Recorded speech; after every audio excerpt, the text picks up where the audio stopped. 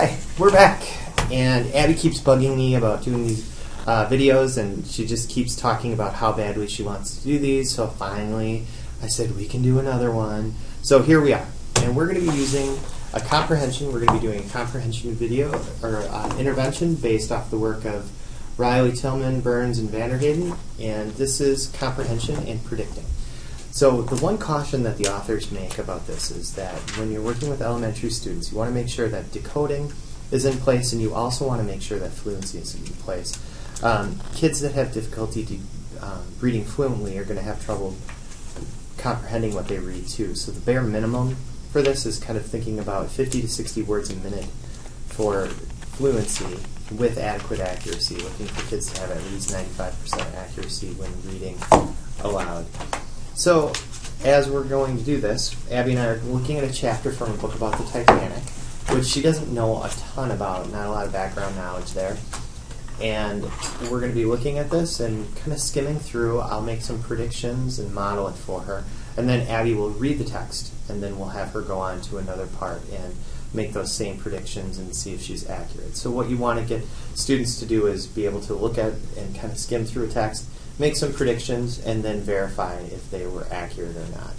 So as I'm looking through this is chapter 3 in this book, and we're looking at the fateful day, which kind of that leads me to think that something bad is going to happen.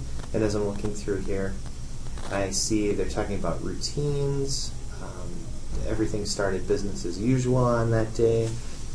And there's a thing about communication here, about how ships at that time only had radio, had just begun carrying radios. Doesn't sound like they had a great way to communicate with things. Many people considered, Morse code is kind of the way to get communication across. And there's also some mention of ice in this. So again, with thinking about the fateful day, lack of communication, ice, kind of gives me this feeling that something bad could happen. So I'm going to have Abby read this page and see if she can help me tell if my prediction was accurate. So go right ahead. One Sunday morning, April 14, the shipboard routine began as usual. There was a church service. The passengers enjoyed a scrumptious lunch. Everything seemed normal. Things weren't quite as normal in the ship's radio room. Radio operators Jack Phillip and Harold Bride began receiving the ice warnings from other ships. The first came in at 9 a.m. from the Cunard liner, California. She reported an ice field studded with icebergs. The field stretched along 2 degrees alongside about 60 miles. It was directly in the Titanic. Sorry, that is the longitude. About 60 miles. It was directly in Titanic's path. Ships had begun carrying radios, wireless telegraphs about a decade earlier. At that time, the voice communication wasn't possible. The operators tapped out messages in Morse code. Each letter was represented by a combination of dots, short taps on the transmitter key, and dashes and 3 dots. C is a dash and a dot, and another dash and dot. Transmitting in Morse code was relatively slow. Okay, can I stop you? Mm-hmm. So, based on my predictions, what were my predictions?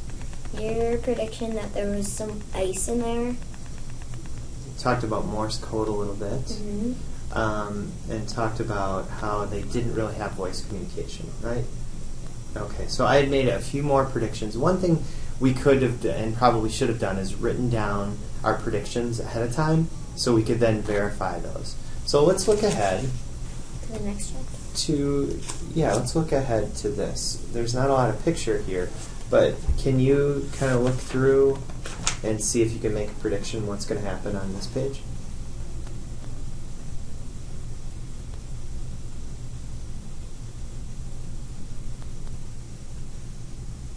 I think it's going to get, I think there is going to be, I think this is the part of the story where I think there's going to be some fog and then they're not going to see where they're going. And then in the last chapter they talked about ice, so I think they're going to run into an iceberg.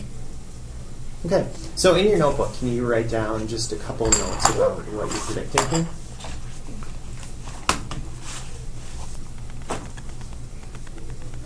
And again, this typically for Abby, she enjoys doing this kind of work, so it's easy for me to do this. There's mention in here too that you may want to have some reinforcers on hand. Again, I don't need reinforcers because just being able to work with me is reinforcement enough for Abby, and I know she's thrilled to be doing this.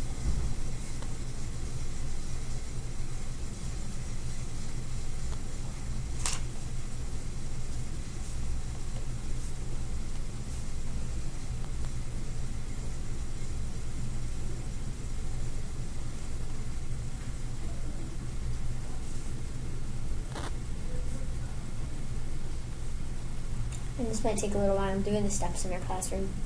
There's a 1 and there's a 2 and there's a 3 are main levels of 3. Okay. Let's speed along so people don't nod off. Good point. Ready? Yeah, go ahead and read just a couple paragraphs. Let's see. You predict that the Titanic will run into the iceberg. So let's see if we're on track with that. Period. There you go. Smith knew he was generate bad publicity if he slowed down. Smith knew he would generate bad publicity. If he slowed down or even stopped, it would be a public admission that the ship's officers were afraid of ice. He certainly didn't want to be compared with someone like James Clayton Barr, the captain of the Carolina. Most officers of the North Atlantic route thought it was too cautious.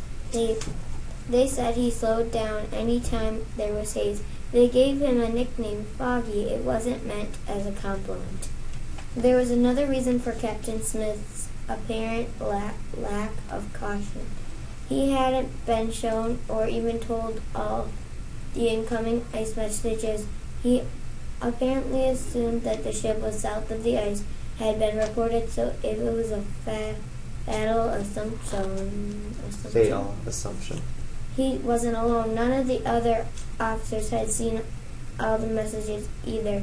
Smith might have ordered light Toller to station additional lookouts. He didn't.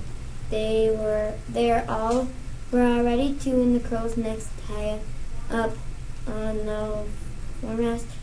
They were the only ones keeping watch for danger ahead. None of the 7 men on the bridge had a specific responsibility to act as a lookout, nor was anyone ordered forward to the boat.